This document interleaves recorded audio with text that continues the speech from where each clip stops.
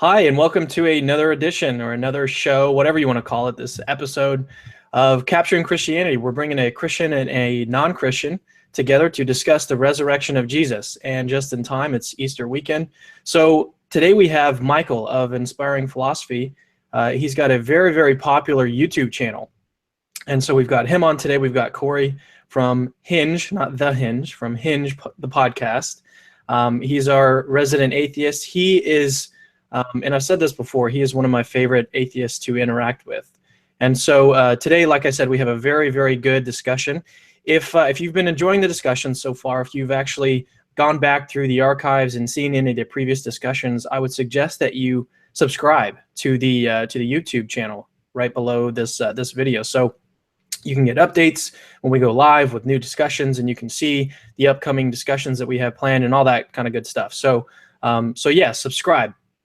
And without further ado, let's go ahead and just jump right into the discussion. So Michael, I'm going to invite you to present your case for the resurrection of Jesus. And this is going to be a summary, just to let everyone know this is going to be a summary of the argument. We're not going to be able to get into every single detail. There's just way too much stuff to cover in this small amount of time. So it's going to be a very, very summary of the resurrection. And so go ahead, Michael. Yeah, thanks. So the resurrection itself is, of course, the foundation of Christianity. If I believe every Christian should be at least adequate in defending this because it's utterly important to the foundation of our faith. It's also, what's interesting about it is it's an anomaly of history. There's been thousands and thousands of pages written by skeptical scholars trying to explain away the evidence that is used for the resurrection.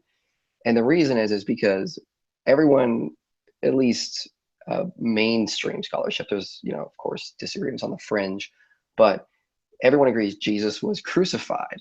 And then a couple days later, Christianity began. And so scholars try to explain how this happened. And they try to do it from naturalistic standpoints. But it's not that simple as Jeff Lauder, one of the co-founders of Infidels, said, and I'm paraphrasing what he said. He said, I remember thinking to myself that if I took the time to investigate the resurrection, I could make anyone who believed it look like a fool, or so I thought. I was about to discard it as another illogical religious belief, yet I found it extremely difficult to deal with as a critic. So it has a lot of interesting evidence for it that is just not something that scholars can toss aside. To go over the points, and I do a 2-hour series on this, so I'm just going to briefly overcap the points that are specifically used to argue for the resurrection. The first thing that scholars will agree on is that after Jesus died, his followers believe they saw him alive again. As Paula Fredrickson said, they must have seen something. And atheist E.P. Sanders said, they did experience the risen Jesus. In what form, though, I'm not willing to say. So they do know that, so they do believe the disciples experienced something which propelled them to preach that Jesus was alive. We also know that even skeptics converted. For example, Paul, a very famous Christian author, was originally a skeptic. And his appearance of Jesus, whether it be internal or external, is up for debate, compelled him to become a Christian and convert based on that. We also know James, the brother of Jesus, same thing. So we know that people experience this, including skeptics. What we also know is that after this, there was, I believe it's Gary Habermas has surveyed the literature on the resurrection, and 75% of scholars will agree an empty tomb was found.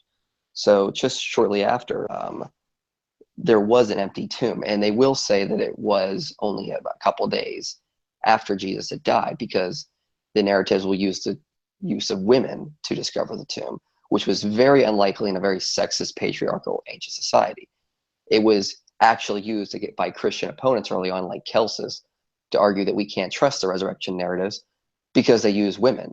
So therefore, it must have been made up, or you can't rely on the testimony of women. They must have hallucinated or seen something, or because they're women. That's what they thought. We also know that after the disciples started teaching the resurrection, they did it immediately in Jerusalem, which is very unlikely for conspirators to do, because if Jesus had not been raised, the Jewish authorities who had the body, because it was in their tomb, they could have easily dispelled it. And yet the disciples were so bold as to go right up to them and tell them that Jesus had been risen. We also know that not all of the disciples, some of it's lost to myth, but a lot of them suffered a lot of persecution. We know from the early letters of Clement that Paul and Peter were martyred in Rome for their faith, that Josephus tells us that James the Just was martyred in Jerusalem. So they did suffer persecutions for what they believed they actually saw with their own eyes. And we also know that if you were going to make up something like the gospel, it would be completely unlikely to be what it actually is, because the pagans would have been disgusted by a crucified Jewish Messiah of all people as Lord over all creation and above Caesar. This would have been, it was utterly laughed at. I mean, there's a piece of graffiti called the Alaximos graffiti, which shows a picture of Alaximos worshiping his god, and it's a picture of Jesus on the cross, and they replaced his head with the head of a donkey. So the pagans utterly mocked Christianity. It was unlikely to survive in this ancient world, and it would have been unlikely to have been made up by any conspirators. And another thing, and this is the final fact I go over in part 3, which is that the use of the fact that if you study early Second Temple Judaism, the idea of Christianity should never have come out of just that. It was utterly unlike what Second Temple Jews hoped for and thought the Messiah would be. No one predicted a dying and rising Messiah, let alone a resurrection would happen in the middle of time. So the resurrection itself is an anomaly of history. Jesus died, and then all of a sudden, his disciples start proclaiming he's been risen. Skeptics convert. There was an empty tomb found, and it was discovered by women of all people. These disciples immediately proclaimed the resurrection in Jerusalem, where the skeptics would have had the means and the motive to debunk them. And they were able to take this to their grave, suffering persecution and martyrdom for something they believed had happened. So there's a lot of interesting facts surrounding these events that are hard to explain historically. And this is one of the things I do, is I challenge non-Christians to present a naturalist explanation of how Christianity began and to explain all these facts. And so far, I've not been anyone who's up to the task, or people that have been presented naturalistic theories. I've been able to find problems with it or whatnot. So, I mean, that's kind of what I've been looking for. I love to discuss with people regarding the resurrection. Cool. So from here, why don't we go ahead and just punt it over to Cory? And so we've heard the basic outline of the argument. It sounds like we have these set of facts from history. And so we want to find an explanation of what was the real cause, what caused these facts to come about, especially something like the basic belief in resurrection in the first place. How did that belief come about? And so all these facts come together, and we look for an explanation of what explains all of these. And so, Cory, why don't we punt it over to you and ask you this question? What is your naturalistic account or explanation of these facts that Michael just went over, and then also any of your opening comments and remarks? Sure. Thanks. Well, can you guys hear me fine, first of all? You can hear me, right? Yep. Okay, cool. Yep. Thanks for having me. It's nice talking to you, Michael. I think I'm going to start by, I just want to make a preliminary remark, first of all. I think that it should be pretty obvious that I think most Christians do not believe in the resurrection because they did a careful, impartial analysis of the historical data. In other words, I think even if there wasn't the sort of historical case that Michael and even Cameron yourself espouse, many of these Christians would still believe. In contrast, I have looked at the evidence as carefully and as partially as I can in the amount of time that I've spent researching it, mind you. And as a matter of fact, it just isn't good enough to warrant my belief in it. That is, upon looking at the evidence, it hasn't changed my mind. This disbelief on my part, by the way, it's not a sort of wall that I'm intentionally putting up in order to retain my atheistic beliefs or something silly like that. If anything, I would sincerely like to be proven wrong on this particular matter. I can't stress enough that as an atheist, the weight of losing people to death is often, unbearable, to be honest with you, to use that term. All I can do is just try not to think about the fact that anyone that I love and care for can be taken from me at any instant for no good reason whatsoever, never to be seen again. The mere thought of losing my three-legged puggle, Darwin, who objectively is the coolest dog in the world, by the way, is enough to bring me to tears. So I want there to be an afterlife. That's what I'm trying to say here. Moreover, I do not consider myself to be a metaphysical naturalist, and therefore I don't simply rule out the possibility of such things from the get-go, nor do I rule them out a priori because history, a la Bart Ehrman. That said, here's my admittedly simplistic explanation of what I think happened. So very simply, the followers of Jesus were initially devastated by the capture, torture, and murder of their beloved leader and teacher. The cognitive dissonance that was caused by this event was massive, obviously, and thus they did their best to reinterpret their beliefs in the light of their new reality. So Jesus had been executed, yes, but this was actually part of the plan all along. His death fulfilled the passages in Isaiah talking about a suffering servant. Now, as this was going on, there were reports of people having seen Jesus and other reports of mistaking identity where people mistake Jesus for someone else. Moreover, Paul, perhaps feeling guilt for his fervent persecution of the Christians, experiences what he interprets as the risen Jesus. Never mind the fact that it's not clear how he'd be able to recognize Jesus if he'd never seen him before, but the leader of what he interprets as the risen Jesus, the leader of the very people that he had been so harshly persecuting. This understandably causes a massive change in his beliefs as well, ultimately inspiring him to play ball for the team. And then more stories, perhaps based off of visions, dreams, or outright falsehoods in some cases, eventually spring up about Jesus appearing to his disciples as well as others. And in these stories, he goes out of his way to demonstrate the corporeality of his body, even though the earliest accounts make no mention of these instances, like Paul and Mark. And who knows, perhaps Peter or one of the other prominent disciples did in fact experience a vision of their own of a risen Jesus early on. But regardless, over time, all of these elements become part and parcel to the official accounts of what happened, such that by the time of the writing of the Gospel of John, Jesus not only appears to Mary and speaks with her, but goes on to pop in and out of a locked room at the amazement of the disciples, which is a really an entertaining scene to read, by the way. I think it would be great in the movie. Again, this is compared to, say, Mark, where we simply have Mary and some others coming upon some strange dude in Jesus' tomb. Okay, so that's my quick explanation or quick account of what I think happened. Let me wrap it up with a little argument. We know that people lie. We know that people misperceive. We know that people sometimes experience visions that are not veridical and that they think are veridical. We know that sometimes multiple people testify to things having happened which never in fact happened. We know that belief systems can survive which of their claims. We know that new and unique beliefs can rise from the ashes of previously held beliefs. We know that religions can experience unprecedented levels of growth, and we know that sometimes bodies go missing. We don't know if people can physically rise from the dead after being dead for 3 days. Now, given what we know and what we don't know, then it would seem inherently more likely that someone lied, others misperceived, and or others still hallucinated than it is that someone came back from the dead. This is because, again, we know for a fact that people lie, misperceive, and even hallucinate all the time. Most people, in fact, will experience hallucinations of one kind or another at some point in their lives.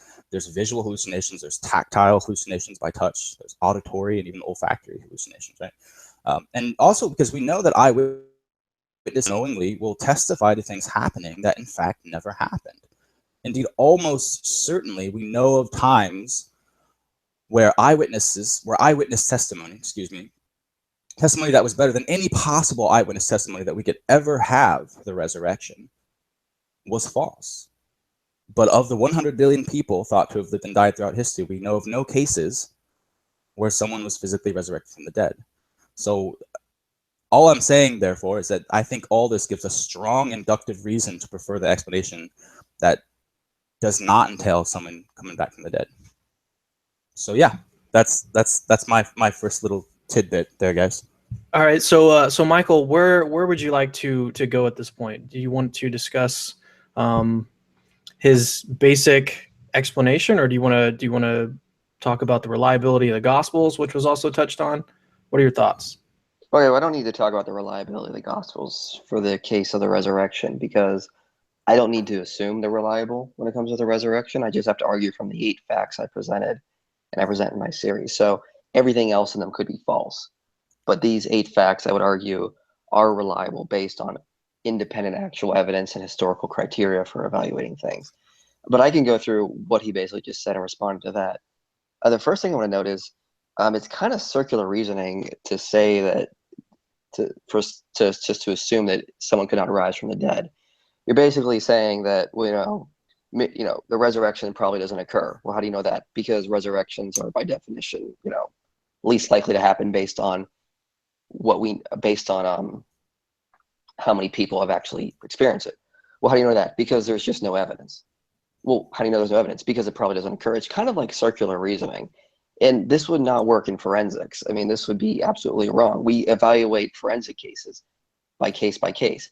If someone was shot in a very strong African-American community, it would be wrong for forensic investigators to, based on prior probability, to just go, oh, well, it must have been a black person. Let's just arrest the nearest black person that'll cover it because it's most likely. No, they would need to evaluate the specific evidence for that case and see if it was who the most likely suspect would be. I would argue we need to do the same for the resurrection. We just can't go, well, most people haven't risen from the dead, therefore Jesus probably didn't either. Well, hold on. What about the evidence specific to that case? I mean, you could argue the same against like Hannibal. No one crossed the Alps with elephants before Hannibal did. It was very unlikely. And we're still not even sure how he did it without modern technology. So does the fact that no one was able to do it before or no one after prove that it probably didn't happen? Well, no, and historians don't make that case. Regarding his actual case, this idea that the disciples were so grief-stricken, they just thought maybe Jesus was risen from the dead and they ran with it.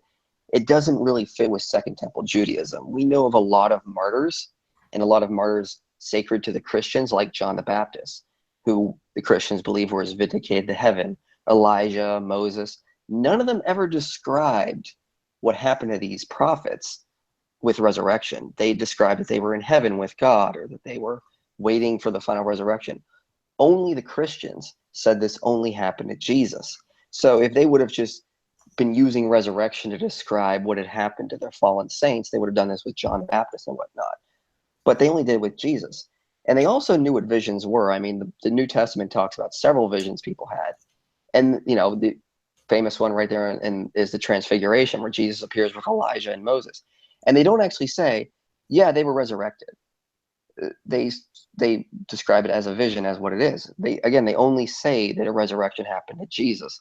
It seems kind of odd if this is how they were describing their grief, that they would describe it from resurrection. And there's no Second Temple Jew suspected this. Now, yes, Jesus did predict his own death and rising of the dead, but in an honor culture such as the ancient Jewish world, they report that the disciples didn't understand these things. As Gerd Ludemann even admits, you wouldn't make up facts about the early Christians your early Christian leaders that would embarrass them. So somebody writing about Peter denying Jesus 3 times, Gerd Ludemann says that's most likely true because no later Christian would invent that, simply because that would be utterly rude to attack your leader in that way, saying that he denied the Messiah 3 times. So you're not going to make up these embarrassing facts about the disciples unless they were actually true. And they all embarrassingly report the disciples were basically stupid. They didn't understand what Jesus was talking about. Even in the beginning of Acts, when Jesus is resurrected, they're like, okay, are you now going to restore the kingdom of Israel? They still didn't get it. They still didn't understand what was happening. And it wasn't until Pentecost happened that they really started to get it. And I would even argue Paul was the one who really came along and was the scholar of Christianity and really understood what was happening in most. And that's essentially what Romans and Galatians is about. Regarding this idea that Paul would convert from guilt, I mean, this is kind of a little ad hoc. It's kind of adding on to the idea. Hey, Michael, yeah. because we've already got a lot of information, why don't we, if you can, just hold that thought on the rest of it. Sure. I want to try to discuss this first argument that came up, which was basically that, and it was sort of an argument from the prior probabilities. And so the prior probability of any naturalistic account is going to be higher than the prior probability of a miracle. And so you responded to that in a couple of different ways. But then we'll come back to this idea of the visions and stuff that you just spoke about. We'll come back to that after we discuss this issue, the prior probabilities. And so, Cory, what are your thoughts on what Michael said there. Yeah, yeah. I mean, there's a lot, like you said, there's a lot to get into. I think there's maybe two things in particular that I'd like to go at.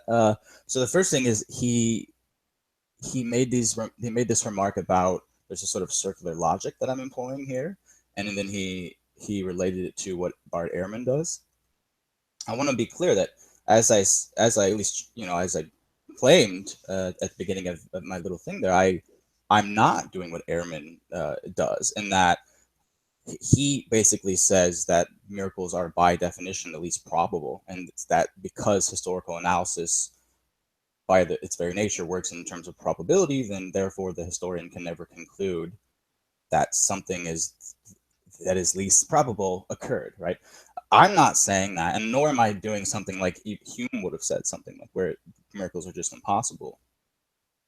I'm just simply pointing out that given what we know and what we don't know, in the very least, it seems more likely that a mixture of the typical naturalistic explanations that are employed here, that a combination of these explanations explain what happened, then we don't have to just jump to someone came back from the dead, in other words. And I think, so one way I think I could maybe flesh that out is by kind of pointing to, there are other examples, both in ancient history and even in recent times, where we have similar evidence, and that we have accounts, we have eyewitness testimony, if you will, of events. And it doesn't seem to me that in those instances, the mere fact that we have that testimony, that doesn't warrant belief in whatever the phenomenon is in question. And so maybe depending on what you we could let him come back at me in terms of the Bart Ehrman thing, and then maybe I can get into some of these other examples. It would be really interesting to see what he thinks and has to say about them. Yeah, so why don't we put it back over to, and I'm going to stop using that term, first of all. I'm going to stop saying punt. But Michael, so he's saying that basically he's not giving an argument from Hume. He's not giving Bart Ehrman's argument. He's saying something more like, and if I can just sort of summarize this, if I can attempt to, you're saying that so if we take a collection of different naturalistic theories, when we take all into the evidence into account, it's going to be more probable than the hypothesis that God raised Jesus from the dead. Is that basically what you're saying there, Cory? Yeah, basically. I mean, again, I won't go through the whole thing again, but we know that people lie, we know that people misperceive, and we know that people mistake visions, non-veridical perceptions, for veridical perceptions. And even see, so as a Bayes guy, there are certain difficulties with certain aspects of that. So like, we don't know for sure. Maybe it does. The conspiracy part doesn't explain everything, right? And the hallucination doesn't explain everything. But the fact is, we know that those things do happen, and I have no reason to think that resurrections happen.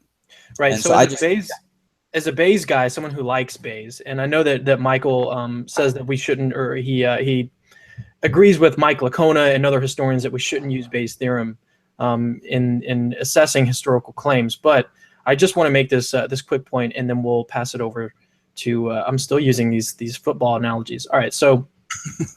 So I want to split up the way that we look at this as far as in terms of prior probability and then the posterior probability. And so it sounds like when you say that we know that people lie, we know that this kind of thing happens, that is what we're assessing as far as the prior probability of a naturalistic hypothesis occurring.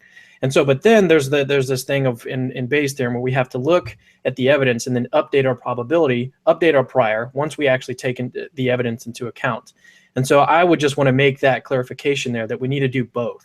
So we need to, if we want to say that, these things are, we know that lying occurs and that kind of thing, then that's associated with the prior. But then we still have to look at the evidence and then update our total probability after we do that.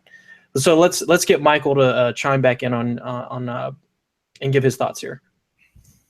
Yeah, I'm perfectly agreeing with what he's saying regarding the prior probability. I mean, if there is a naturalistic explanation that can explain all these things, and by all means, let's discuss it. I'm perfectly willing to do it. I mean, I've looked at Gerd Ludemann's explanation, I've read his books, and again, I don't think even if you combine them all, you can fully explain these. But even if you did, you're still adding a lot more assumptions. You're basically saying, what, to explain this fact, I have to invent this, this, and this. To explain fact 2, I have to invent this, this, and this. To explain fact 3, I have to invent this and this. Eventually, you just start multiplying beyond necessity to the point where you're creating this really convoluted explanation that can easily be explained with a resurrection. And I know that a lot of people will say, yeah, but it's a miracle, therefore we have to say it is the least improbable. I mean, well, if you're against such a thing, I mean, that's more of like an emotional rejection in a lot of ways. And that's what I see a lot of people saying, is that I don't want to conclude it was a miracle because that's just unlikely. So Cory, Well, do you think that a miracle is the least likely thing to occur? It's funny. It's well, certainly by some definitions. Okay. Yeah, but I So wouldn't, like the least likely. hold on. I wouldn't say that you are obligated to accept that definition, though. And so if you say instead that it's a suspension of natural order or something like that, then that's fine. And that's part of the reason why I don't use I try to use that argument, because I don't, it's sort of it's akin to the reasons why I don't affirm or claim to be a metaphysical naturalist, because I'm not trying to I want to presuppose as few things as possible when it comes to my philosophical inquiry. So yeah. So you're not saying then that miracles are the least probable thing to occur, right? You're just saying that.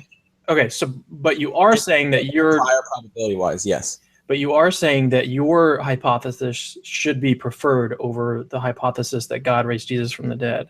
Yeah, well, and just to be clear, it's not even so. Just like Michael, I wasn't able to lay out my whole case. So I'm not even just saying that by default, any naturalistic theory or combination thereof would be inherently more likely. Although I think that there may be some good reasoning to that, but I'm not happy enough with that argument to put that forward. And so it's more like, once I've actually examined the different instances, the different cases, like some of the stuff we're going to talk about, like whether or not they lied, or whether or not they could have hallucinated, or whether or not this belief in resurrection could have even arisen. I think that like you said, I think that once we look at that and then update our prior probabilities, it doesn't suddenly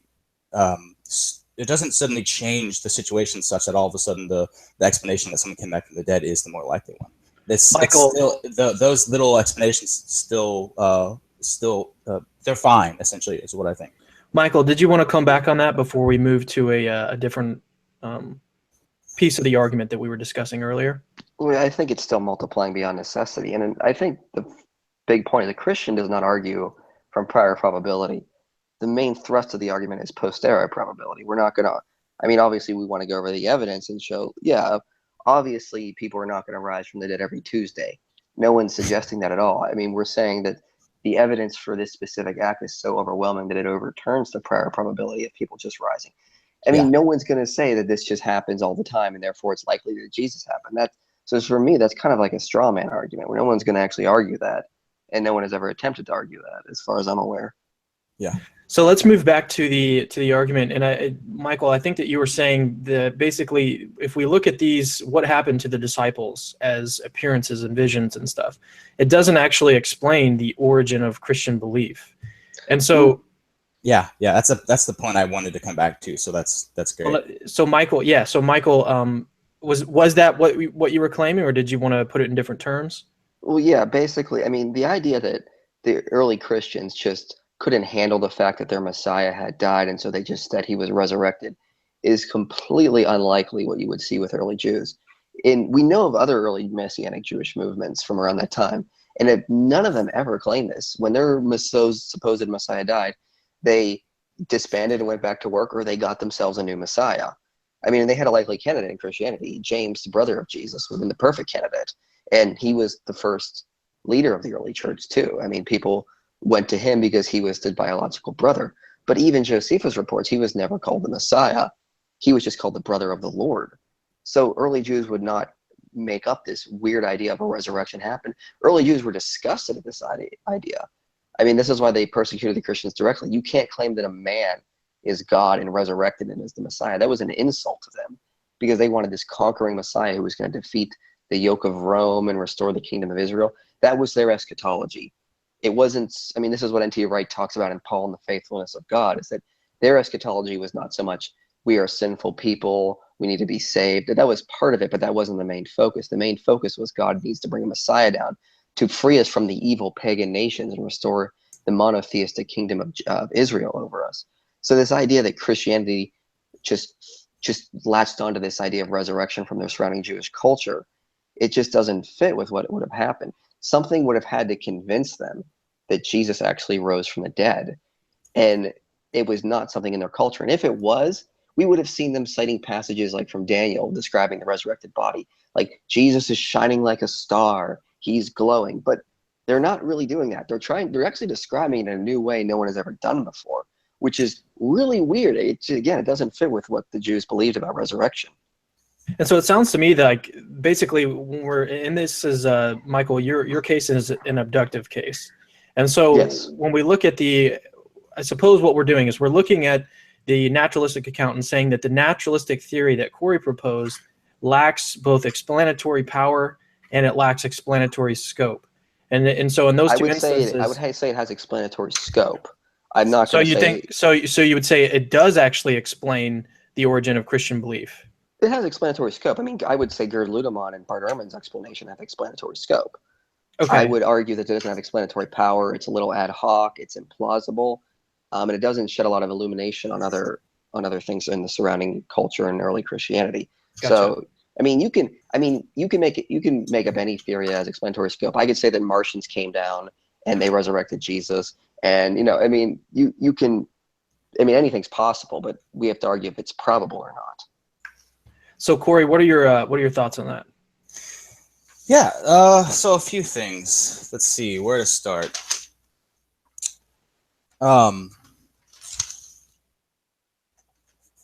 So when it comes to this idea that Michael seems to have a hard time conceiving of these the immediate followers having kind of made up the view that we now come to sort of identify as Christianity, and I want to agree in that I don't think it's clearly a case that they made this stuff up.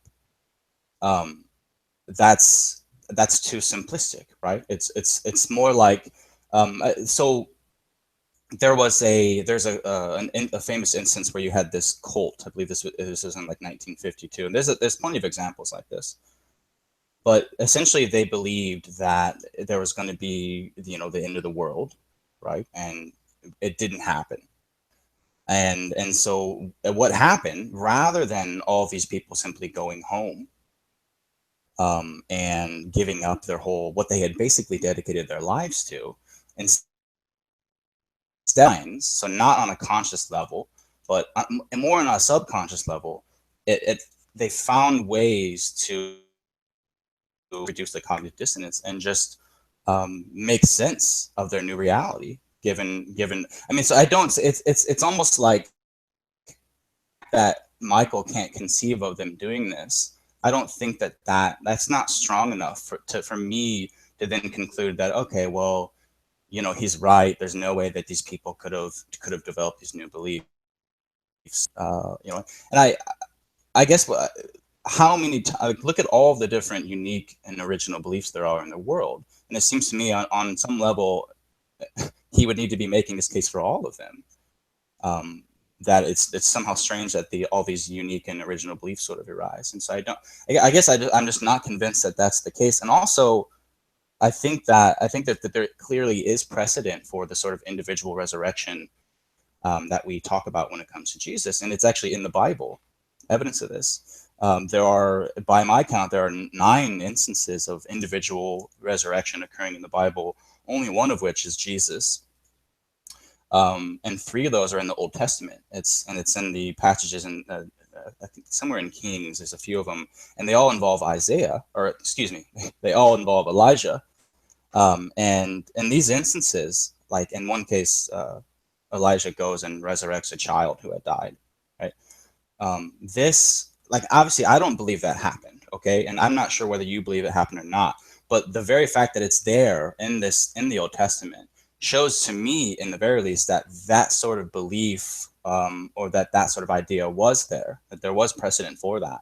And so it's not like there really was this completely alien, unprecedented view of individual resurrection that just suddenly spontaneously arose right around the time that Jesus died, and presenting this problem. Okay, so I it don't. sounds it's so I noticed two things that you said there. The first was that you're not claiming that this is a conspiracy theory, that they made it up on purpose. You're saying that they just something happened to them. They had they experienced these appearances in some way, like it was just a vision that happened, and so they didn't go out and try to make this up, right? It wasn't a conspiracy. It wasn't simply that. I do think that there are certain instances where someone probably was lying at some point. But not the disciples who had the experience. Exactly. Yeah. I mean, so like for instance, in some of the Gospels where Jesus is appearing and doing all these little things to prove that he's physical, it's not. We don't have to believe that the people in that story, the disciples, they made that up right then. Like that very likely is a legend or a story that sort of accumulated and added over time, which in fact what I think is what we can see when we look at the progression from Paul to John. But that's another point. And Right. I'll leave. But you're saying so that it's still possible that this theology, this Christian theology, could have arisen even if they weren't trying to make it up. That was I think the first point that you made. And then the second point was that we actually have examples of resurrection in the Old Testament. There's 3 different examples that you gave from, was it Kings? Kings? Yeah, and in New Testament too, guys, right? Like, I mean, there's a passage in Mark where they're just talking about rumors about John the Baptist, and there's a rumor going around about John the Baptist had been resurrected, and King Herod or whatever his name is like, he sort of has this weird comment where he's like, I killed him, I had him killed, and it's sort of a way for him to explain the story. But the point is that if that's a rumor going around, if I'm supposed to trust the Bible, right, then that means that there's an example where there's a rumor going around about John the Baptist, an apocalyptic prophet-like figure who was executed like Jesus, had been physically resurrected before any like later general resurrection. Yeah. So I think we're clear on what you're saying there. So let's grab Michael to jump back in. Yeah, the one thing to remember is the Christians didn't just claim Jesus came back to life. As even Berman says, they claimed he came back to life in a glorified body, never to die again. Only the Christians said that only about Jesus. We have to remember, resurrection to the early Jews is not how we define the word. To them, it was specifically coming back in a glorified body. If they were going to talk about something like what happened with Elijah's raising or what the rumors of John the Baptist were, it'd have been something like resuscitation. And even pagan legends had those as well. Is that someone just came back to life, but they came back to life in their same body and they would die again like they would, like normally, like they would. Only the Christians said only the resurrection happened to Jesus. So that is a very different claim than what the early Jews or what the other supposed, resuscitations in the Old Testament were like. It was completely different. And so, look, I'm not denying that they could have made it up. I mean, again, as I said, anything is possible. Real quick, Mike. Okay, go ahead. I'm sorry. Go ahead. I'm not denying that it's not possible. I'm saying it's improbable given their surrounding culture and what they believed about resurrection. But go ahead. Well, I just don't. I don't even see probable. I mean, what about the fact? So this is we're talking about one particular belief system and the unique and originality of the beliefs. Like, what about some of the stuff? Okay, Islam is perhaps a bad example because arguably there's some influences there. But surely, like, if you look at some of the stuff in Hinduism, say, or in Buddhism, there are things there are original, unique things there that it's hard to imagine that could have developed given what the people believe right before that. Well, there are, we come up with new stuff all the time. Scientology. Hell did someone come up with that? Where does that coming from? Well, let's go over the 2 examples you gave. Let's say Hinduism, for example. I mean, I just was studying a little bit about Hinduism. We can actually see development over time. I mean, the stories about Krishna, some of them were not written down to like the 4th century. We can actually see the development from like the Gita to the Sirad. I'm going to pronounce this wrong, but the Srimad Bhagavatam. Yeah. I probably butchered that, so I'm sorry to any Hindus. But we can actually see development happening there. With Scientology, we can look at he was a science fiction writer. So where do you think it came from? With Mormonism, I mean, we can see the same thing. I mean, there was a little bit of fiction from around the time that was written in sort of the same way. And, he, of course, developed fiction based on what the Bible was already saying and beliefs about Native Americans from those times. So, I mean, we can trace a lot of those. If you want to go through specific examples, we'll be here all day. But I mean, sure, there are some still anomalies of history. We don't know how Carloman died. Was he murdered by his brother, Emperor Charlemagne, or did he just die of natural causes? I mean, but again, we need to judge cases on a case-by-case basis. If we just can't say, well, we can't explain how this thing happened, therefore it's okay to just say the same thing about the resurrection. As Anthony Flew said, when it comes to the resurrection, the evidence is completely different for any type of miracle claim. It's completely different in the amount and the quality of it all. So, I mean, I would say that this is sort of like diverting the issue. And even if some of these other supposed religions, like, a common claim of Christians is that Islam was started by Satan. Satan possessed Muhammad. I don't actually believe this because I've studied I've looked a little bit at the Arabian culture about suicide and everything. But some Christians believe that Satan possessed Muhammad, and that's how Islam started. So if you're going to say that, we have good evidence to assume that maybe other religions had some sort of supernatural explanations, I mean, that's not going to help the naturalistic or the atheistic worldview. And Christians are going to be like, yeah, exactly. We believe there's evil forces at work. We believe there's good forces at work. So of course we're going to accept other claims that would be similar to this. But it's not going to do anything for the resurrection. The resurrection in itself will still stand with its independent evidence. Yeah.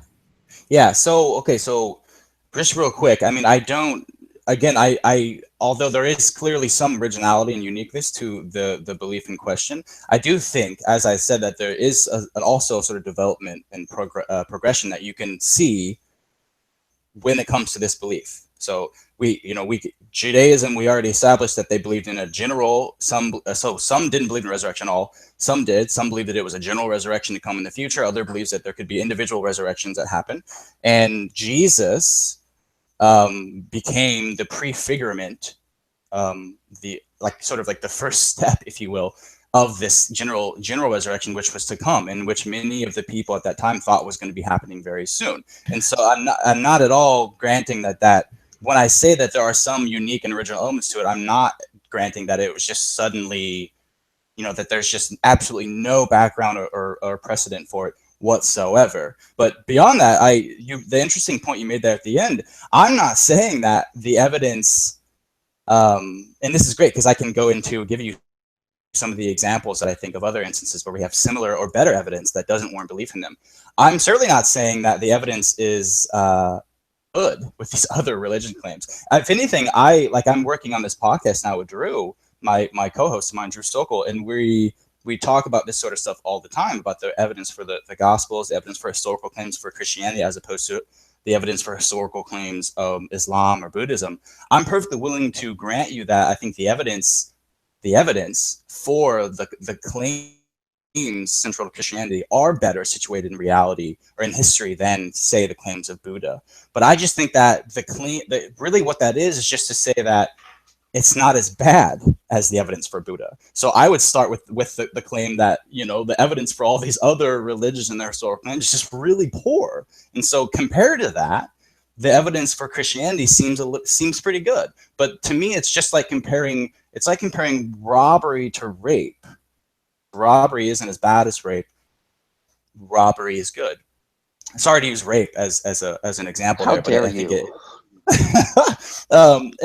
But then, okay, and so let me get into this. So you said, you quoted, I don't know if it was Anthony Flew, you quoted someone to the effect that there is no other instances where the evidence is as good. And I think that's so obviously demonstrably false. And so let me give you some examples. I'm sure some of these you're familiar with, some of the listeners too, as well, perhaps. So the first one, okay. Is it Herodotus? I'm going to mispronounce some stuff here too. So no, that's correct, Herodotus. Okay, so we're in the same camp. Herodotus in the Temple of Delphi, right? By my reading of the history here, what do we have? We have eyewitnesses that attest to the incredible miraculous events that occurred in these stories. In one instance, you have a whole town that said to have seen a bunch of resurrected fish. Kind of a mundane miracle compared to the other ones on the table at the time. But hey, the point though is that Herodotus was writing about these events right around about 50 years after the events. And not only that, but we have, this is a common point always brought out by Christians here, that there aren't any things written that refute the claims, right? Well, in this instance, there aren't any independent writings that contradict or refute the claims of Herodotus. And I have there's a bunch of examples, right? But let's just start there, and then if you're as good as I think you are at this stuff, you can very easily discard that, and we can move on to the second one. So what am I missing? Why is the evidence so much better in the case of the claims about Christianity than when it comes to Herodotus and the Temple of Delphi? Okay, now it's been a while since I've read Herodotus, so I might be a little rusty on this. But going back to your first one, when you were talking about the rape to robbery thing, I just want to briefly note. Okay, I agree that like claims of like the Buddhist miracles or the Islamic miracles have poor evidence. I don't think that really shows that the evidence for the resurrection is just not as bad. I mean, it could very well be very good. We would have to actually look at all the specific evidence. Now, regarding the Herodotus one, yeah, Herodotus made a lot of miraculous claims. I mean, Suetonius, I mean, just about every ancient document, I mean, there's a few exceptions, but every ancient document reports miracles. Even Tacitus, who's probably one of the most reliable ancient Roman historians. The one thing that was going to be another example. Yeah, I mean, but even Tacitus, when he's talking about the Vespasian miracles, even is kind of skeptical of himself. But I'll skip that. So the one about Herodotus, you remember, I mean, it doesn't compare into relation to what the Gospels have. First, it was not done among skeptics. I mean, the people who Herodotus is reporting to, these, they are, of course, all in agreement with this. So they're not suffering persecution at the hands of the Jews or the Romans. They're not immediately proclaiming it in a place where they had the evidence to debunk them, like in Jerusalem. And of course, there's no physical evidence to back up these claims. With the resurrection, we do have a lot of independent evidence for the empty tomb, which, of course, I would agree with N.T. Wright. If there is no empty tomb, and the appearances are not going to have the same weight. So I'm not a minimal facts guy, but I digress. So again, these are being made among friends, and which we see happen a lot. I mean, you could see certain miracles or reports of miracles in certain different places. They're always made among friends. They're always made without, threats of possible persecution. They're always kind of made to glorify themselves. With the Christians, we get the exact opposite. Their reports just brought them more pain, more turmoil, more hardship, and they still went on proclaiming it as if it's actually true. So it doesn't necessarily compare in weight. And again, if the supposed miracle of the fish happened, I don't see that as somehow debunking the resurrection. At best, we could say, well, maybe there was two miracles. I mean, I'm not going to say that, but I mean, let's say there was unbelievably good evidence for this. I'm like, yeah, okay, yeah, there are supernatural forces at work. I would agree that they would have acted more than once in history. That's not going to somehow show me that, yeah, the resurrection is not a good argument, because it still has this independent evidence that we need to verify and check with. Yeah, well, to be clear, I'm not saying that.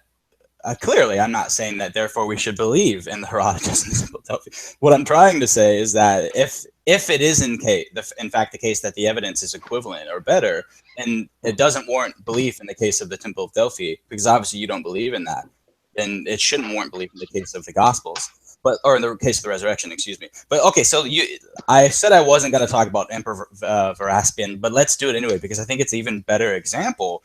Because in this case, we have.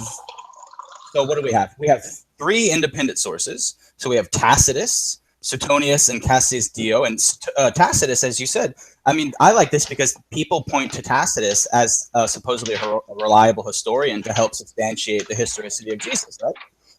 So here we have Tacitus, and he tells us about these miracles that Emperor Vespasian performed, one of which involves him spitting, I believe, in the eyes of a blind man who then regained his sight. And so the interesting thing is not just that, again, it's relatively close to the events that we have the writings, at least in the case of Tacitus. It's something like 35 years after in that.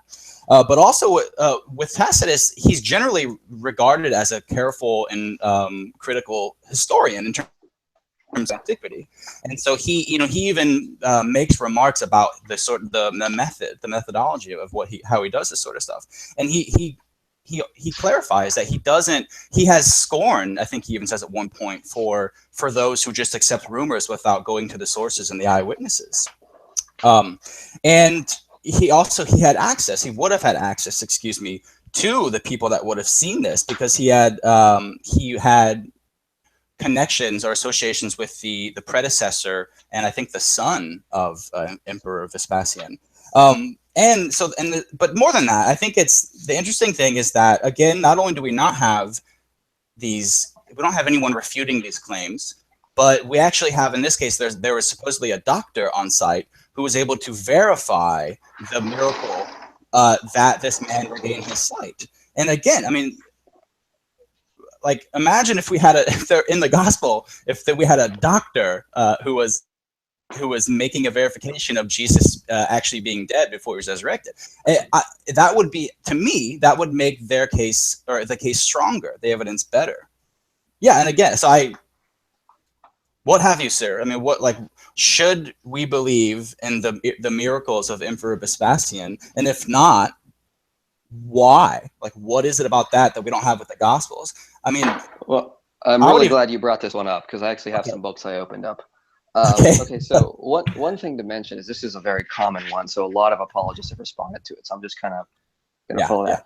Okay, so for example, John Myers says, regarding this Vespasian news, the whole event looks like a first-century equivalent of a photo opportunity staged by Vespasian's PR team to give the new emperor divine legitimacy, courtesy of the god Serapion, who supposedly commanded the two men to go to Vespasian, again, both in continent and form. We are far from the miracle tradition of the four Gospels, to say nothing of the overwhelming pattern of Jesus' ministries into which the miracles fit. I mean, the whole events that are reported by Suetonius, they're kind of like staged up. I mean, it's always among friends. There's no one really to challenge them like the Jewish authorities or like the Roman authorities. And, you know, the whole event just kind of looks, you know, and one of the things that scholars have noted, it actually kind of mimics the Mark 8:23 at the Bethsaida cure.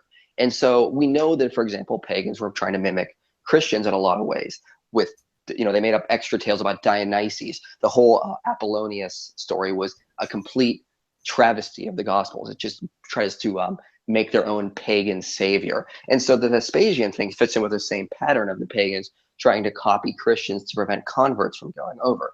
I mean, and even when we get skeptical reports like Tacitus, who's even saying, like, I'm not really sure, but I'll report it anyway.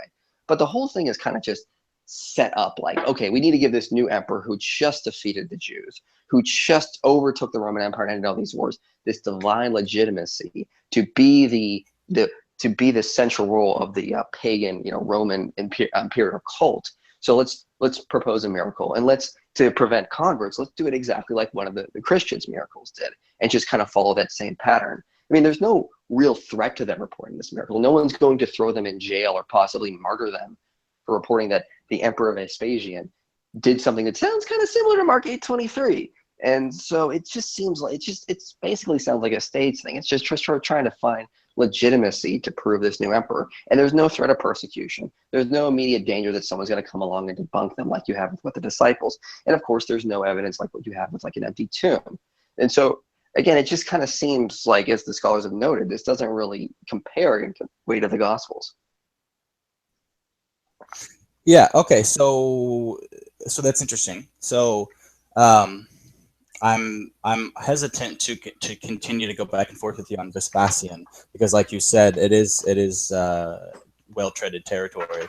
I do still think that in terms of the actual evidence, with respect to the sources we have and that are supposedly based off eyewitness testimony, I think that I don't see any significant difference. Basically, all you can say is that there wasn't the sort of environment where you would have as many people or as much motivation to prove these things wrong. But again, I don't know. I mean, I think there are so many. I think there are instances, though, and maybe I'm wrong about this, where we have situations where there would have been reason to prove them wrong, but we don't for claims that you don't believe in, but where we don't have these refutations. But let me go to, I forgot more, dude. So how about Saint Guinevere? And I'm almost certainly mispronouncing that. So she died around 422 CE. We're getting closer in time to us, which makes it a little bit better. We have numerous miracles attributed to her, and the bio was written relatively close, within 20 years. And again, we have no contradicting accounts, and I don't think you could argue that same reasoning there, where there wouldn't have been any motivation or reason for people outside of these views to refute. this instance. And again, I'm assuming that you don't believe. Maybe you. I don't know. Are you a Catholic? I don't know. I'm assuming you I'm don't not a believe Catholic, but I'm not against Catholicism. I'm perfectly open to the claims of Catholicism. So I'm okay. not anti.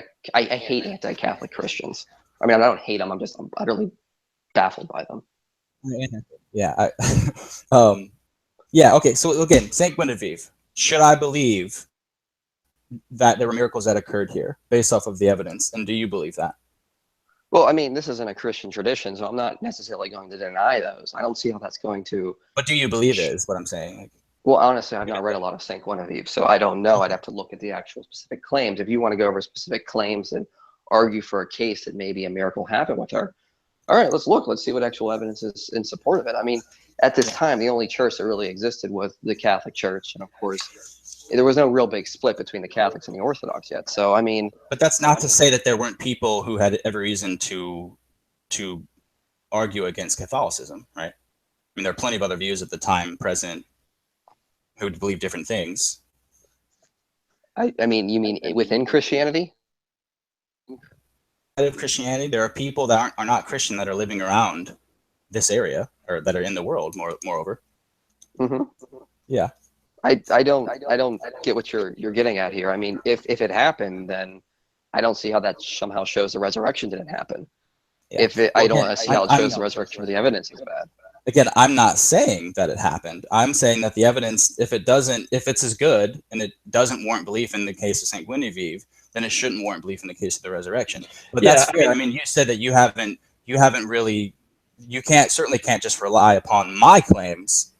I don't know how that's better if it's a claim that was made 1,000 years ago, but you certainly can't rely upon my claims about Saint Guinevere. So that's fair. We can just leave that aside. But I just want to make that clear. Again, I'm not saying that you should believe in Saint Guinevere. Maybe we all should. Maybe there's good evidence for it. But by my gander that I've taken at it, it's not good enough evidence, or in that it does not warrant belief in it. All right, well, don't bring poultry into this, okay? First of all, we would have to look at the specific evidence at this point. Does it warrant belief, or is it even compatible with the resurrection evidence? Again, I don't think it necessarily would be, but I mean, again, I have not really evaluated it. And even if it does, you just have evidence for another Christian miracle. I mean, I do believe there are other miracles that have happened that are out. I don't believe it's just the resurrection that happened. I would believe that God is acting in the world and other resurrections happen. I mean, for example, Craig Keener wrote a 2-volume set on miracles, and he reports people who have actual doctors' documentation of certain changes happening that cannot be explained. Now, does that prove that happened? No, of course it doesn't prove it happened. But Christians are not going to outright deny that God just did one miracle and then he stopped. Of course, we're going to believe that possible miracles could have happened for St. Guinevere, and we need to look at the evidence specific for that case. Now, I get what you're saying. We shouldn't believe that, this happened, and therefore we also shouldn't believe that the resurrection happened. I don't think that works. If we did that in forensics, people would be fired left and right. We cannot just say, well, it is pretty clear we don't have enough evidence to convict John that he murdered Paul. Therefore, we definitely don't have enough evidence to convict Timothy McVeigh. We'd be like, what? No, we have specific evidence for those cases, and we need to evaluate them case by case. Yeah, fair enough. So let me ask you this: do you believe in witches, Michael? Only if they weigh the same as a duck. So you may be familiar with, I think the guy's name is Matthew McCormick. He wrote a book to this that makes this argument. Basically, another instance of this where I think we have comparable, actually I think there's better evidence in this case, is the evidence for witchcraft in Salem.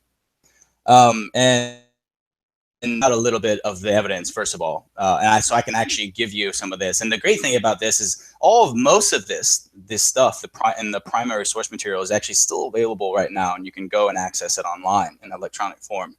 But so roughly, the Salem witch trials, you had 3 types of evidence that was used to convict the people of witchcraft.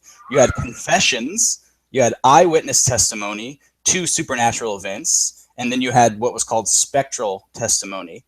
Now, as interesting as it is, we can throw aside spectral testimony, and we can throw aside confessions too, obviously, because confessions very likely were just coerced through torture and other methods like that. So leaving the first and third aside, what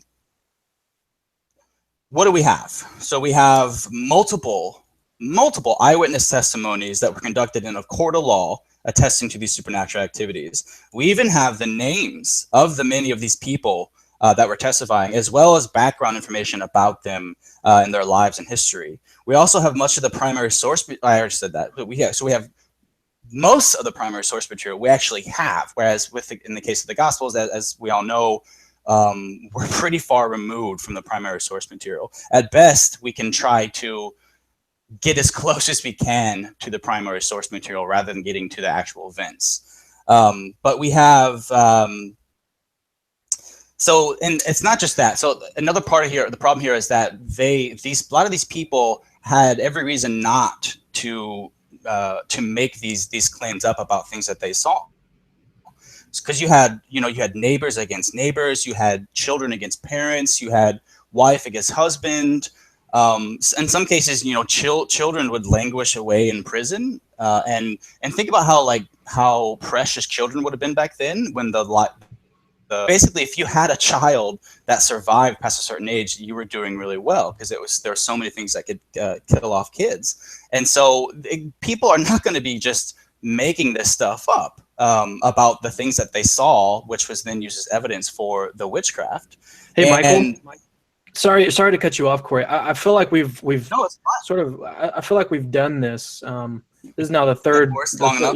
The third separate instance of sort of the same argument, and I think that the responses that Michael is going to give are probably just going to be the exact same. So Christians. I was going to respond specifically to the claims of the Salem witch trial, but we can move on if you want. Okay. Yeah, and that was what I was going to ask. Is did you have actual experience, or have you read any of the accounts that Cory's talking about that you'd want to respond to these, or do you want to just move on to something else? I will keep it really brief, and then we can move on. Regarding the Salem witch trials, I think we're forgetting how evil people are. I mean, if you've ever been in a church, the gossip is really bad, and people are willing to throw other people's kids under the buses because the church is full of sinners, and I know firsthand. One thing about the Salem witch trials we need to remember is it was, again, to call out someone a witch. This was in a local community. People still don't like each other in their local community. I mean, I have a neighbor that I'm not too fond of. And, if given the temptation, I know how evil it'd be. If people are coming through, we're just going to get rid of a couple of them. Why would not someone be like, okay, I want to get rid of one of my neighbors and their kids. I don't like them. I'll just say they're a witch. I'll get fame in my own community for identifying a witch. I'll get all this popularity, and I'll get rid of these people I don't like. Because we know, we're reading a lot of these early people living in the colonies places, it was a hard life, and they didn't get along with everybody so well. I mean, I know sometimes of people going out west, there were fights and disputes over little frivolous things. I mean, so of course you're going to see people making this kind of stuff up, accusing of witches. It's an easy way to get rid of someone you don't like.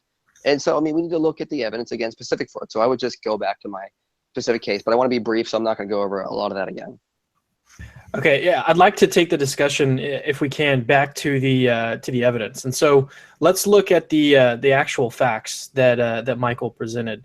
And were there any places where you disagreed, Cory, of where you want to be skeptical, or where you are skeptical of some of the facts that he gave, like the crucifixion, the empty tomb, that kind of stuff? Not really. I mean, I'm willing to, especially for the sake of time, I'm willing to grant certainly the crucifixion, not just because I think it's a pretty well attested historical fact, but also because I really see it as rather incidental in the whole situation, because it's like, I do think that he died. Question is whether he was resurrected. And the empty tomb thing too, similar along those lines. The fact that it just certainly doesn't logically follow from the fact that there's an empty tomb that he was resurrected. It means that I'm not going to spend a lot of fuel working on it. But I would like to, if you'll indulge me, like maybe we can talk a little bit about what I see as legendary development that occurs. Not just in the Gospels, because I know that again, Michael probably has all sorts of things to say about this, and he's probably I'm sort of in the middle of some of the things he'd probably say, and then some of the more hardliner skeptics would say.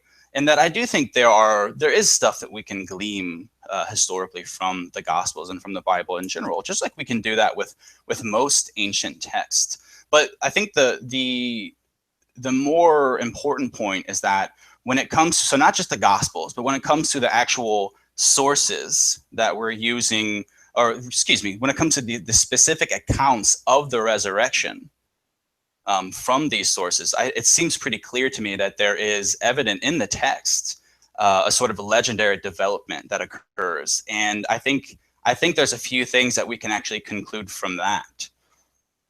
So if that's okay, you said that's okay, maybe we can talk a little bit about that? Yeah, if we want to talk a little bit about legendary development, but I mean, I think that Michael's going to respond here and say that it doesn't actually rely on, the Gospels being reliable and that kind of thing. But yeah, exactly. And so that's why I want to make it clear. I'm not just talking about legendary development of the Gospels, because he's right. If we can still look at the specific accounts of the resurrection, isolate that from the overall Gospels, and just focus on those accounts. So that's fair. Okay. Yeah. I mean, why don't we? Yeah. Go ahead. Okay. So yeah. So I think. So let's just kind of look at it like this. So let's just assume.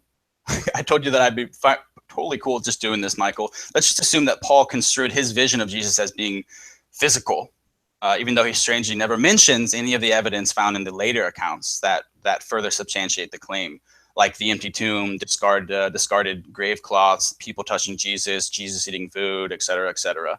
I want to point out, this is not to say that he didn't have, by my reading, it's not that he didn't have reason to add these details, right? Because if he was privy to them for example, when he was reprimanding the church of Corinth for their false beliefs concerning the resurrection, it presumably would have been pretty helpful for him to have, or to have been able to point this stuff out, the empty tomb and the physical appearances of Jesus. That would have helped. It would have helped explain what he was trying and arguably was kind of failing to do with them. Now, Mark, on the other hand, Mark ends with no mention whatsoever of any appearance of Jesus, right? At least by the original ending.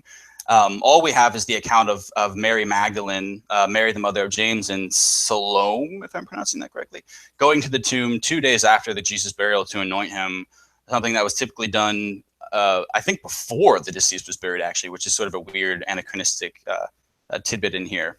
And actually something that's Matthew, I think, who later corrects this. And he just says that they go to the tomb to see the tomb as opposed to going there to anoint the guy who's already been dead for a few days. But so like Luke tells us much of the same, and he likely used Mark as a source after all, but then he adds some more details. So first of all, we have a different set of women. Second, in this account, the women find the tomb empty and are then confronted outside by two men in clothes gleamed like lightning, which sort of seems to be something that is being shared across these accounts as lightning like clothing. And again, they tell them that Jesus had risen and gone to Galilee. However, in this count, the women go on to tell the disciples and are not believed. And then Jesus appears to unnamed disciples who initially don't recognize him. And again, this is really peculiar if you think about it. I'm not sure, why are these people having such a hard time recognizing Jesus? And then finally, he appears to the disciples in Jerusalem, letting them even touch him and he even eats some food to demonstrate his corporeality. Matthew, the story changes even more. The group of men is yet again different as, and the scene is depicted upon the route to the tomb. There are guards this time. And again, this is an important detail that there are guards there. Right. This is not just simply a matter of, oh, it's a different perspective or something like that. And it's also crucial because I think it's a conspicuously convenient apologetic counter to one of the traditional Jewish objections to the resurrection, right? That the body had been taken. Well, if there was a guard there, then that couldn't have happened. So that seems to be a little detail that was added in for that reason. And then even, I think more amazingly, in this account, we have this dramatic heavenly descension accompanied by an earthquake of an angel, again with an appearance like lightning, and he actually blown back into its place, blocking the tomb.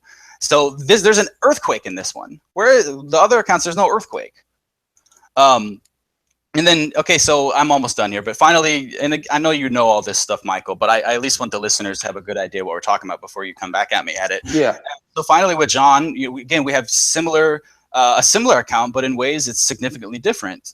Mary Magdalene was reported to have first come upon the empty tomb. Only I think she's by herself this time, or at least it doesn't mention anyone else with her.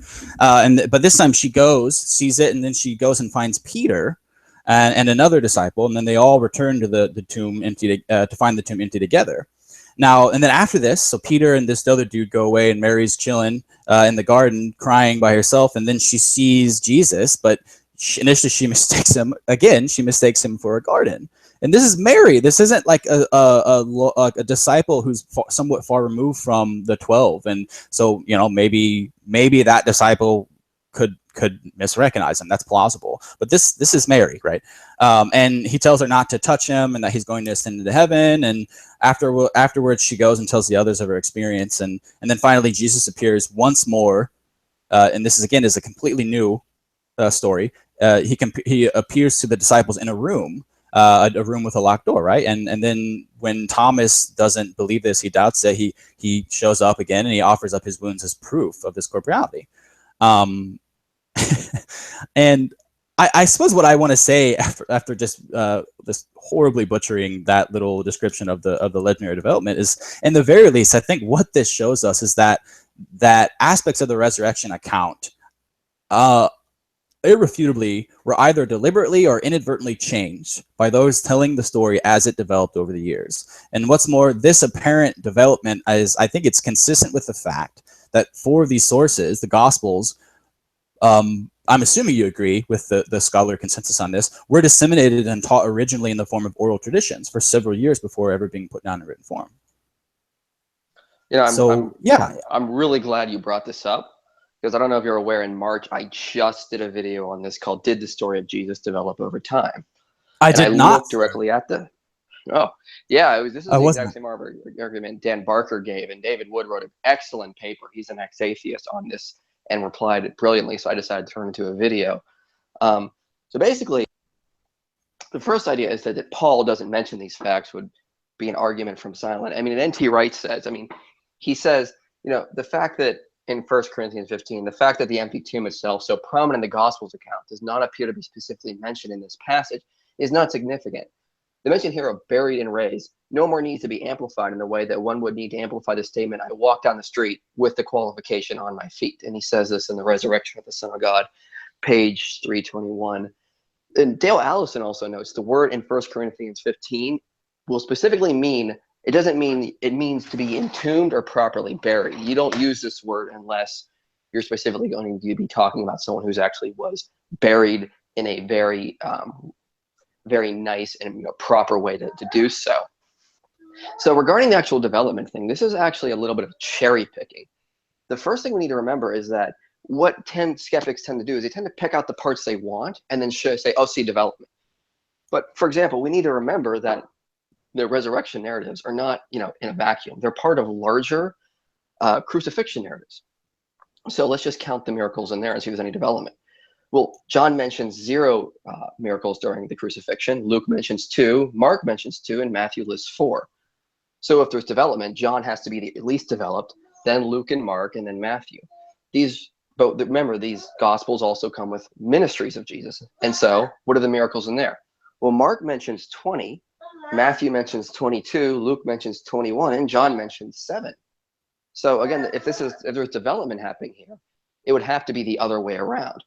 And same with the women at the tomb. If we're going to say that there's development, people are developing off of Mark and then John developing off of synoptics, we should see actual development, not them mentioning different people. John actually reduces the number. He actually says there's 1. However, in John 22, he says, Mary runs back and she says, we cannot find the body. Now, I can probably with great confidence say she's not talking about herself in a royal plural. John's just not mentioning there were other women there. He's focusing on Mary. So John only mentions her, Matthew mentions 2, Mark mentions 3, and Luke mentions there were 3, and then there were a bunch of others. So he's 3 plus. So we see John being the least developed here. And so I think what this happens is there's a little bit of cherry picking. Let's take the parts we like specifically the resurrection part, and say there's development, there's clear development.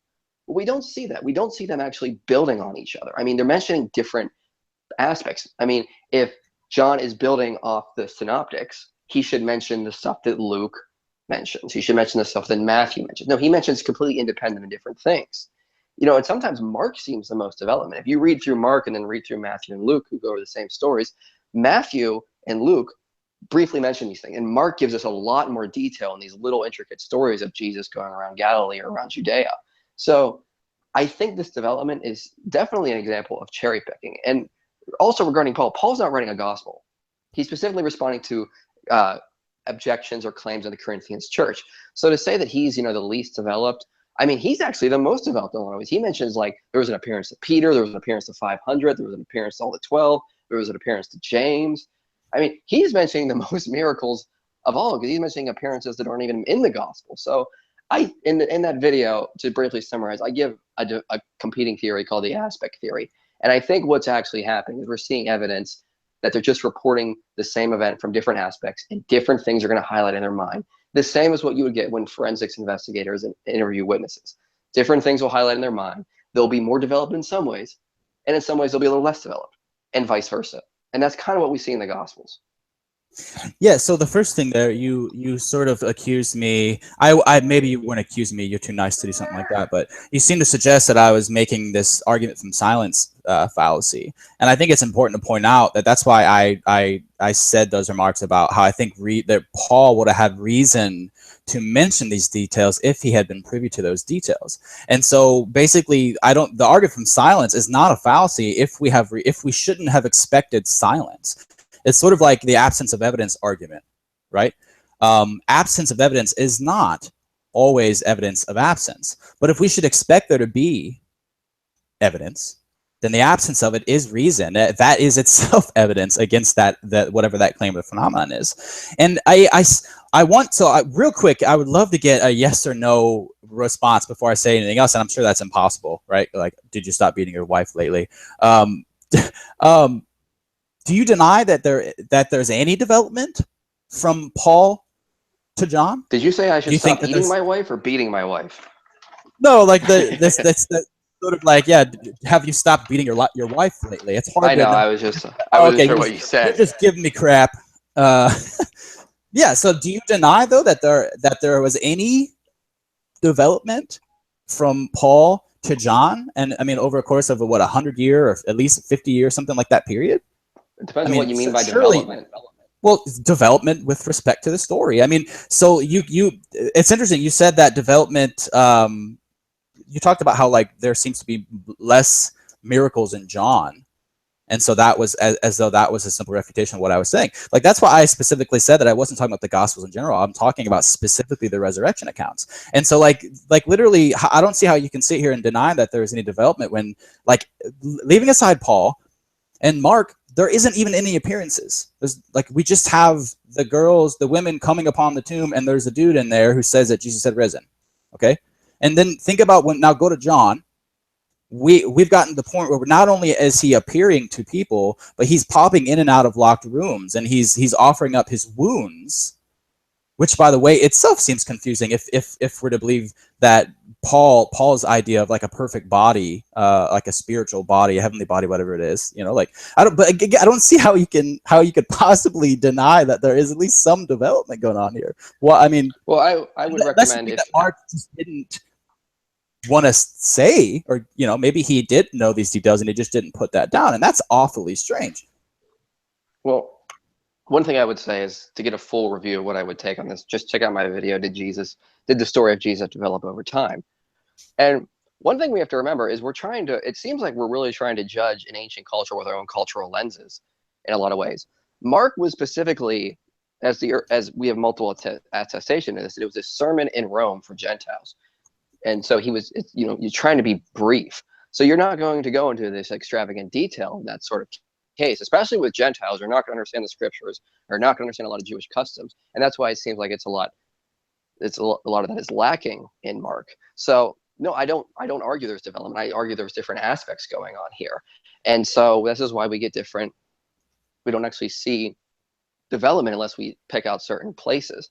Like we don't see Luke, or we don't see John developing on Mark. We see him saying these are these other things that were happening. Well, Luke reports these other things that were happening. And Mark, yeah, there is an appearance in Mark. The angel says he's going to appear in Galilee. In the gospel itself, Jesus predicts it 3 times. So the lack of an actual appearance doesn't mean that there's not the author of Mark doesn't believe that Jesus actually physically appeared to disciples. He directly says it's going to happen. So even if you don't believe that Jesus actually appeared to the disciples, the author of Mark believed that he was, because he wrote it down that the angel was about to appear to the disciples in Galilee, and he wrote down 3 times in the gospel that Jesus was going to resurrect and appear. So the author of Mark believed that Jesus was going to appear. So you do actually get the appearance in there. You don't actually get the actual details. So, but again, going back to my point, if there was development, we should see actual development across the board, and we don't. We see only development in the resurrection cases if we want to cherry pick the data. But again, we're not actually seeing John develop the synoptics. We're not actually seeing them develop the crucifixion narratives or the actual ministry of Jesus. We're seeing the exact opposite in a lot of cases. So I don't see how we can say there's development, because I've taken a couple places where I can show that there is a line going on. And if we're going to go on that, Paul has to be more developed than Mark, because he mentions far more appearances than I think he mentions more appearances than any of the gospels. He mentions there was one to James, there was an independent one to Cephas, there was one to 500, which no one else mentions. So I don't see development here. I see different aspects, and they're all trying to report about the same event, but from a different angle. Yeah, Luke does mention Peter, but it's very, very brief. He doesn't go into the account. Yeah, I'm sure you didn't mean to say that this is what I'm doing, but I'm not at all conceding, by the way, that there wasn't developed generally in the Gospels. I'm just my apologies. No, you're fine. I just want to make sure that, because I don't want people to think that's what I'm doing. I'm just trying to restrict the conversation so we can get as much done as we can. Cameron, I don't know if you want to jump in, or if you have an idea for where we should go from here, but I do would love to ask Michael if he believes count in Matthew. So with respect to there not being any legendary development, I've come across a lot of Christians that, after they've looked at the history enough, and like Mike Lacona, for instance, I think is a good example of this, when they've really looked at the historical data, they come to the conclusion that there are parts within the Gospels that likely didn't happen. In Matthew, at the end, when Jesus dies, we're told that a few things. We're told that there's darkness. We're told that there's an earthquake, and we're even told that saints, I'm not sure if it's all the saints or 38 of the saints or whatever. The resurrection of the saints. And they walk around Jerusalem. Now, I've come across a lot of Christians that, to my surprise and delight, are really willing to just go ahead and admit that, you're right, this probably didn't happen, because it's hard to imagine that Philo of Alexandria or some of the other contemporary historians of the time, that they would have neglected, or that they would have failed to hear about this incredible occurrence that's going on. And so, do you accept that as happening? And if you don't, is that not an example of legendary development? All right, well, this is not a yes or no answer, because it's a little bit more complicated. I don't know of any Christians who argue like that it was based on, it just couldn't possibly happen. That's an argument from science. I actually did a video on this last summer where I argued specifically regarding this. Michael's done a video on everything, basically. Yeah. But again, I just made that point earlier, though, about how that's why I just tried to point out that we would have reason to expect there not to be silence, right? So that it's not argument from silence, that fallacy, it's not a fallacy. If there's reason to think that people like Philo of Alexandria or other people, and again, they wouldn't have to say that Christianity is right or something. They would just be like, holy crap, there was an earthquake and all these people, dead people, were walking around Jerusalem, and the Christians think that has some. Well, regarding the earthquake, we actually do have archaeological evidence for an earthquake happening in 33 AD of a 6.2 magnitude. I actually went over it in one of my videos. I think it was in the Reliability of the New Testament series. So we actually do have archaeological evidence of an earthquake happening. Regarding the darkness, we do have pagan authors like Pelagian and Thales mentioning there was some sort of darkness happening, but they're trying to explain it away. So regarding the saints specifically, this could be, I wouldn't say it's legendary development. It could be something sort of like saying hell froze over. Like we know would say, when Jesus died, it was so bad. There was an earthquake. It was like hell was freezing over. It was an early Jewish So way the to saints, say certain things. they didn't really raise, in other words. They didn't really Well, come that back. could be one of the cases. I've not actually made up my mind on this regarding that yet. So I could be either way. Mike Licona, for example, would say it's sort of like saying like, hell froze over. It was such a catastrophic event when it happened. It was almost as like these saints were raising up and coming out of the tombs proclaiming. That could just be like an early Jewish like apocalyptic language. Dr. Craig uses the same phraseology. Again, I don't know. I haven't really made up my mind. I am a preterist regarding eschatology, so that would perfectly fit within my view of understanding Matthew, especially with the Olivet Discourse, because they use a lot of apocalyptic language there to describe the destruction of the temple in 70 AD. So, but I mean, at the end of the day, I don't see how this really matters regarding the actual evidence for the resurrection. It's not part of my actual case. And for all sakes and purposes, yeah, let's throw it out. It didn't happen. Matthew made it up. That will not dispute my actual 8 facts for the argument for the resurrection. I mean, you can't just, I think this is sort of just like a red herring in a lot of ways. We're getting way off topic. Well, the reason why I've let you guys go on these subjects is because I think that they are actually brought up quite frequently in these discussions. And so instead of focusing the discussion back on the evidence or the explanations and whatnot, I wanted to let you guys have some time to actually discuss these, because I think they are still interesting and they're brought up enough that we can get a little bit of discussion on them. But so let's go ahead and bring it back to something that I would just like to discuss briefly, and then we're getting close on time here, so we'll probably discuss for another 15 minutes or so, and then close it up. So that's good, because you can probably hear my daughter in the background. So Cory, so we have these 2 alternate explanations. You gave one at the outset, and I don't remember all the details. I didn't write it down or anything, but so you have this explanation, and you're convinced that it's just as good as the resurrection, right? Or actually, it's better. Can I get a nod or something from you on that? Yeah, I think by my looking at the evidence, I think it's comparable. It's as good or it's better. Yes, like for the Salem witch trials, for instance, even with the caveats that he added in there, I think that strictly when it comes to the eyewitness testimony attesting to the supernatural events, the fact that that's way more grounded in reality with us having these documents and having the names and the backgrounds, I think that is far and away better than what we could even possibly have with the Gospels. Okay, so but still, your explanation is better, and I think that's because and so the reason why I'm saying this is because I think that it is going to eventually tie back into miracles being improbable. I think that has to play a part. Otherwise, how do you get this explanation that equally explains the fact? I mean, I don't think that you're actually going to object and say that the explanation God raised Jesus from the dead doesn't explain the facts. You might want to object to that, but my point is that I think that it's eventually going to come back to this point where we're going to be looking and it's going to go back to this this idea that the resurrection is just improbable, a priori, right? Prior to looking at the evidence, the miracle claims are just completely improbable. And so I think it does actually collapse back into something like Ehrman's argument, which is an argument from prior probabilities. And I think that's an argument that most atheists give.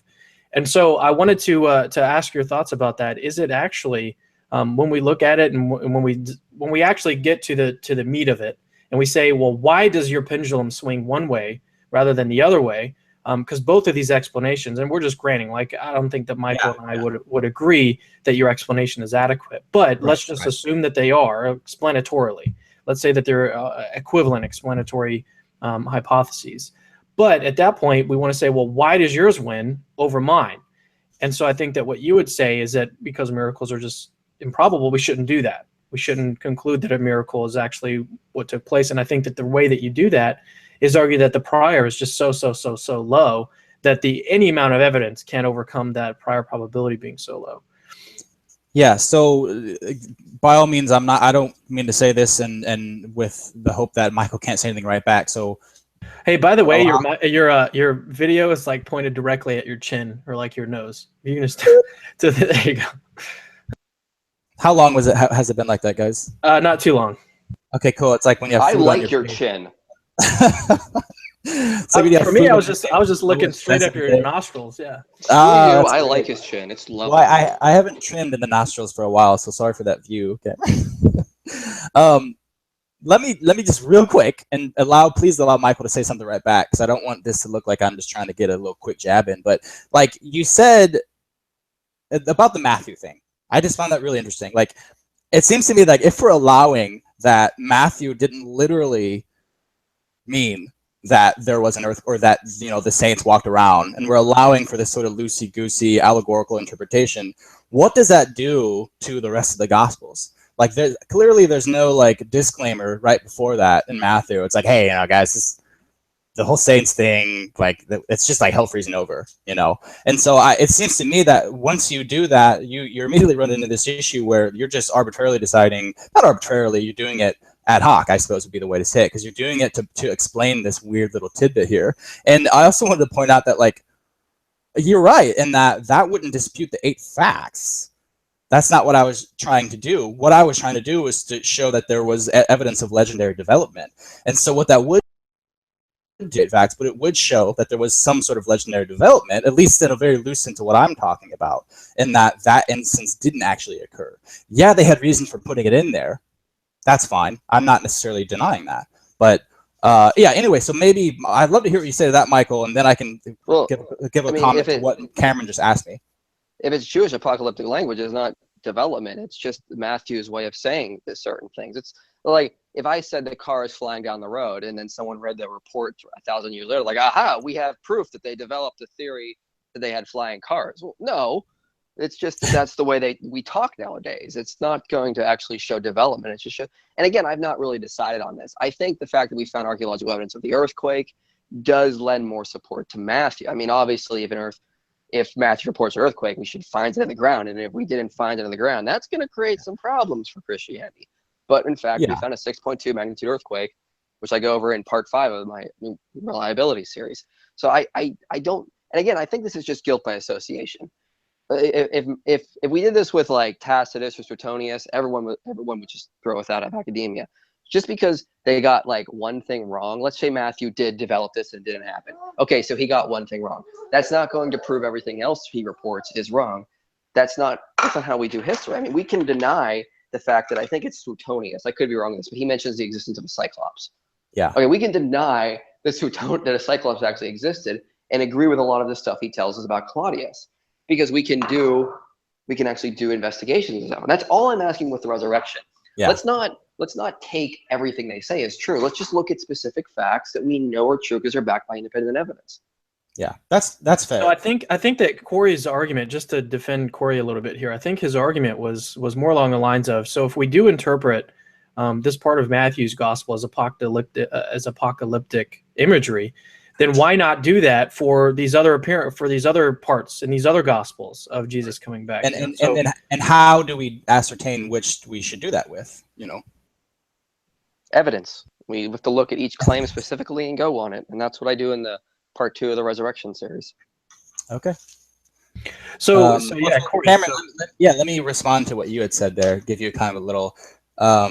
Yeah, I think you're right in that, like, inevitably, I am of the belief that miracles are, in the very least, improbable.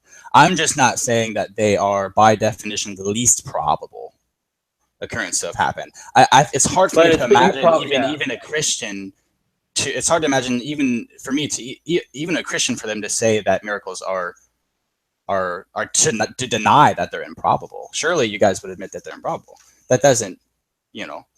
I guess maybe not. Maybe I suppose the idea here is if you believe that God exists, then that makes them probable, maybe. But, yeah, and so this is part of the reason why I like Bayes so much, is because it helps us distinguish between the prior probability and the posterior. Right. And so we jump back and forth when we talk about probability. We want to jump to speaking about the prior and then the posterior, but Bayes wants to split those two concepts up, and he wants to talk about the prior probability of what it would be, what the probability of the resurrection would be prior to looking at the evidence, and then what it would be after we take the evidence into account. And so I think that we normally just sort of jump between those, but we have to make that distinction. I think that just helps us when we're trying to assess the probability. So we have these two explanations that supposedly equally explain the facts. And so I think for you, you'd have to say that the prior probability of the resurrection is just so low that it can't overcome, or that it just can't. Yeah. You can't get a posterior that's high enough because of the prior probability. Yeah, and to your point, furthermore, and again, maybe I'm just wrong, and I'm certainly not a historian. I haven't spent my whole life looking at this stuff, but I think that once we go back and update our priors, we still should fall on the side of or the chips, if you will. They still fall on the side of there having been some more mundane, naturalistic, if you will, explanation for what happened. And again, so why do you think that? So I'll just go back to my initial point. I mean, because we know that people lie, we know that people misperceive, we know that they sometimes experience non-veridical perceptions and mistake them for veridical perceptions. We know that belief systems can survive what should be clear refutations of their claims. We see this all the time with cults. We know that. And so, yeah. So we know all this stuff. This stuff we have precedent. This stuff happens. It's not that far-fetched to imagine this stuff happening. Yeah, not to.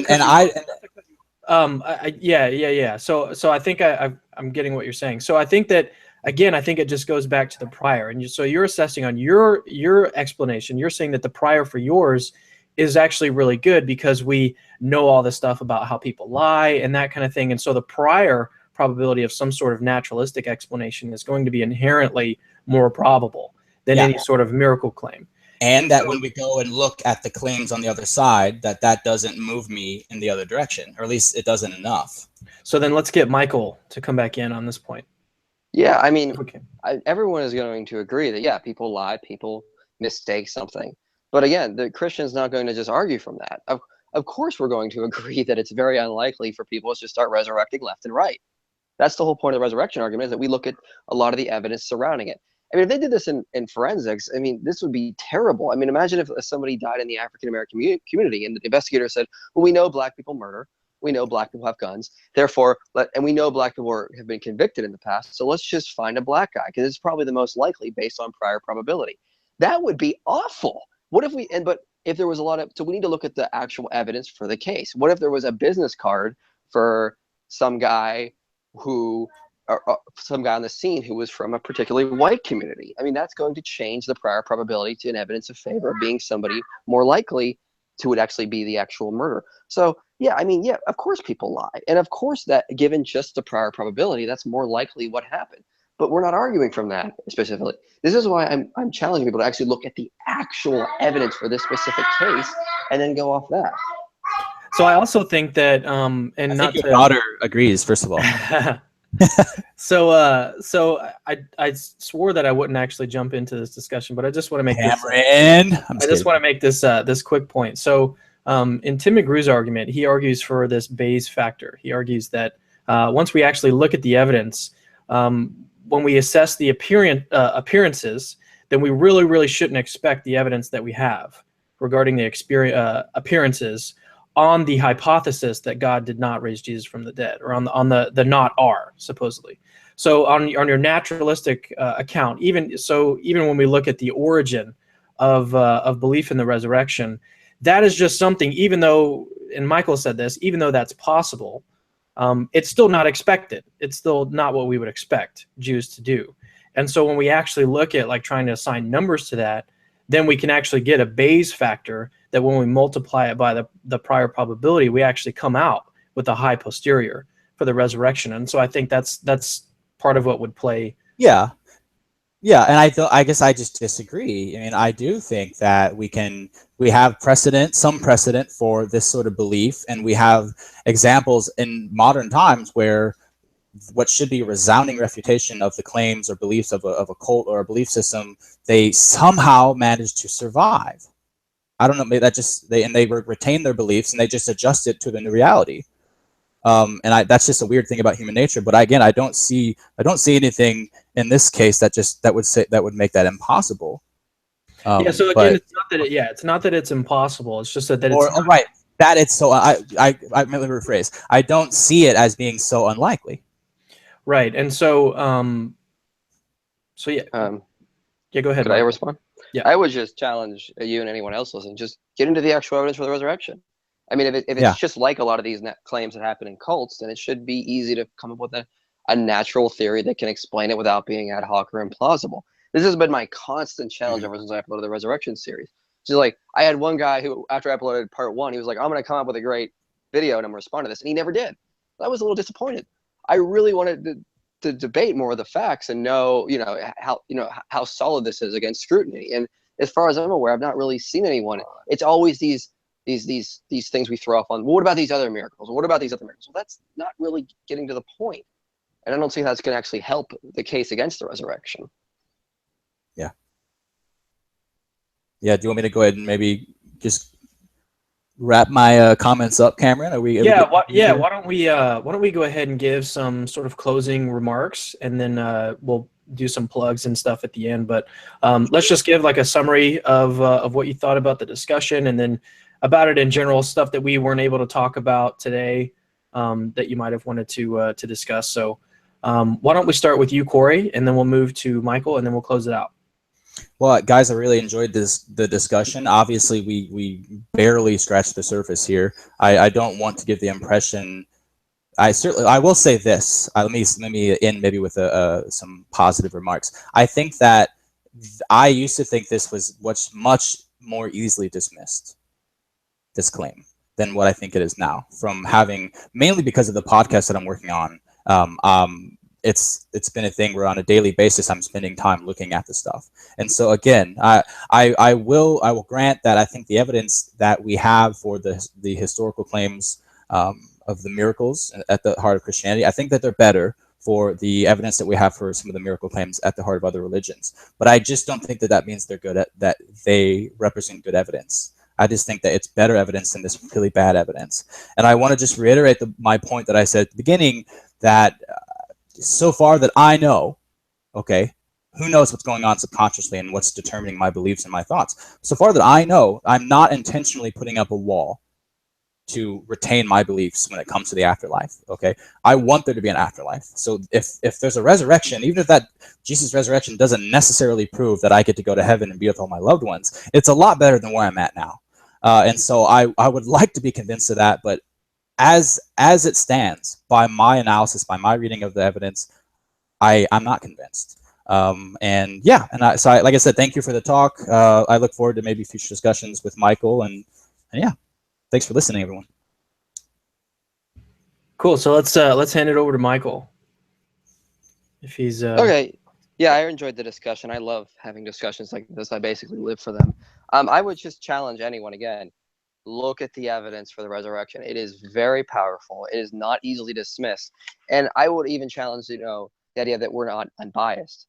I think it's really cool when we say we're just what we want. But I would have to just disagree with Cory that no one's like this. No one is. As J.D. Tabor once said, it is impossible to gaze upon the facts without interpretation. All historians come to their investigations with selective criteria of judgment forged by both acknowledged and unrecognized predisposed interest and cultural assumptions.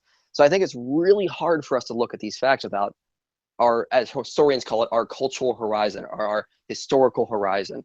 So we need to try to minimalize that. Try to approach it with an agnostic stance as best as you possibly can. I can't do it. No one can do it. It's really hard for us to get beyond our cultural horizons. But try to look at it as an agnostic as you can, and just see where the evidence follows. If there's a naturalistic explanation, I really want to hear it, because I'd be very curious to see how they would handle these issues. And as far as I'm concerned, I've not seen anything, unfortunately. So that's what I would do. I would just try to challenge people to look at the actual evidence. This is why I did a 2-hour series, which tries to go over everything I could possibly find on it. So then, well, first of all, thank you guys. Thank both of you for coming on and agreeing to have this discussion. It's Easter weekend and stuff. It was just the perfect opportunity to have you guys on and discuss this. And I was also really happy that Michael, you were able to find time to have this discussion, given the fact that you're so busy with making your videos and everything. So and babysitting. Yeah, exactly. Babysitting right now. Much more important.